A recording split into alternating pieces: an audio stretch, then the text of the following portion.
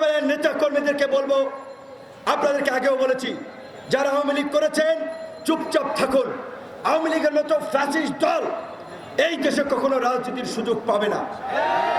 ছাত্রলীগ যুবলীগকে নিষিদ্ধ করা হবে। আপনারা যদি ওই যে বরগুনা কিংবা গোপালগঞ্জে ওই যে যারা লাফালাফি করছে তাদের মতো আস্ফালন দেখানোর চেষ্টা করেন, যেহেতু এটা গণ অভ্যুত্থানের সরকার, এখন পর্যন্ত পুরোপুরি আইন শৃঙ্খলা পরিস্থিতি স্বাভাবিক হয় নাই, কাজেই দুর্বৃত্তদেরকে প্রতিহত করা জনগণের দায়িত্ব। তাহলে এই ছাত্রলীগ যুবলীগ আওয়ামী লীগ যদি দেশকে অস্থিতিশীল করতে চায়, তাদেরকে গণধোলাই দেওয়া আপনাদের দায়িত্ব। আমি আজকের এই সমাবেশ থেকে স্বরাষ্ট্র উপদেষ্টাকে আমরা বলবো, সারা বাংলাদেশে ছাত্র নাগরিকদের কাছে এই ফ্যাসিস্ট শক্তি পরাজিত হলেও গোপালগঞ্জ থেকে তারা এখন আস্ফালন দেখাচ্ছে। অনতিবিলম্বে সামরিক বাহিনী, পুলিশ সহ যৌথ বাহিনীর অভিযান চালিয়ে এই আস্ফালনকারীদেরকে আপনি গ্রেপ্তার করুন, অন্যথায় জনগণ তাদেরকে গণধোলাই দিয়ে গোপালগঞ্জের ওই মধুমতি না কোন নদী, ওই নদীতে ফেলাবে। এবং আপনারা কষ্ট করেছেন, আরো একটু কষ্ট করতে হবে। এই আন্দোলন শুধুমাত্র বিশ্ববিদ্যালয়ের ছাত্ররা করে নাই, কলেজের ছাত্ররা করে নাই, স্কুল কলেজ বিশ্ববিদ্যালয় মাদ্রাসার ছাত্র, শিক্ষক, সাংবাদিক, নাগরিক সমাজ, রাজনৈতিক দল, সর্বস্তরের জনগণ যখন এই আন্দোলনকে সমর্থন দিয়েছে, অংশগ্রহণ করেছে, তখনই কিন্তু গণ অভ্যুত্থান হয়েছে। এমনকি আমরা একজন তরুণ নেতা হিসেবে অবশ্যই তরুণদের প্রতি আমাদের বিশেষ সব কর্নার ভালোবাসা আছে। ঢাকা মেডিকেলে যান, বিভিন্ন মেডিকেলে চিকিৎসার ইচ্ছে যান, জ্বালাইয়ের কাজ করে, সবজি বেচে, হকার, ভ্যানওয়ালা, রিক্সাওয়ালা, এমনকি মারাও যারা গেছে, অনেকেই একেবারে নিতান্ত খেটে খাওয়া সাধারণ মানুষ।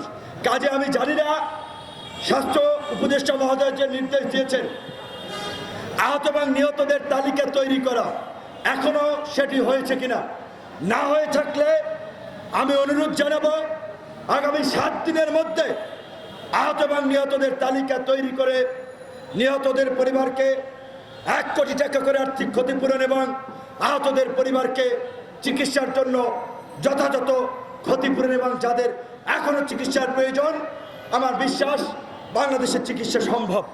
আর যদি সেটি না হয় তাহলে দেশের বাইরে পাঠানোর উদ্যোগ নেবেন।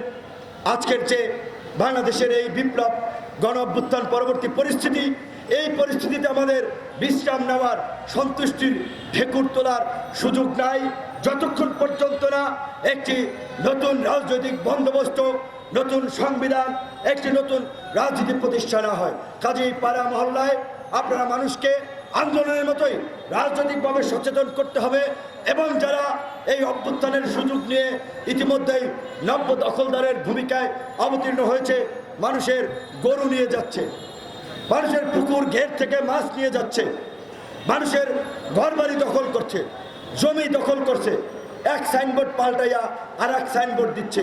সে যেই দলের হোক, যত বড় নেতা হোক, সবাই মিলে এই নব্য দখলদারদেরকেও আওয়ামী দখলদারদের মতো পরাজিত করতে হবে।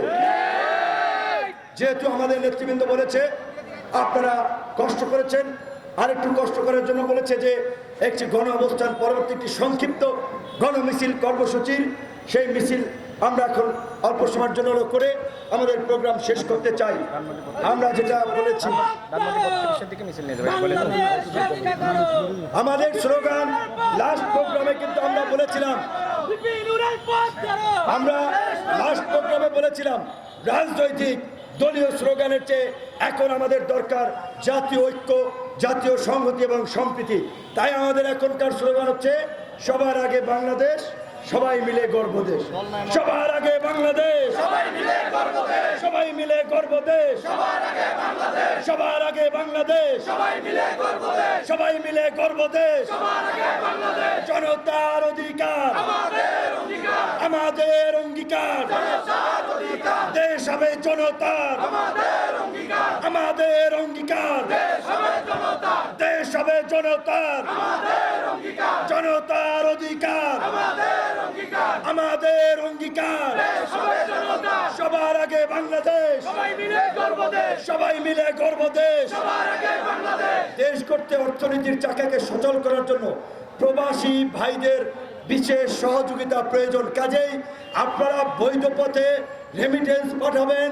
আপনার এলাকার যে শিল্প কারখানাগুলো, সেটা যার শিল্প কারখানা হোক, সেটি যেন আক্রান্ত না হয়।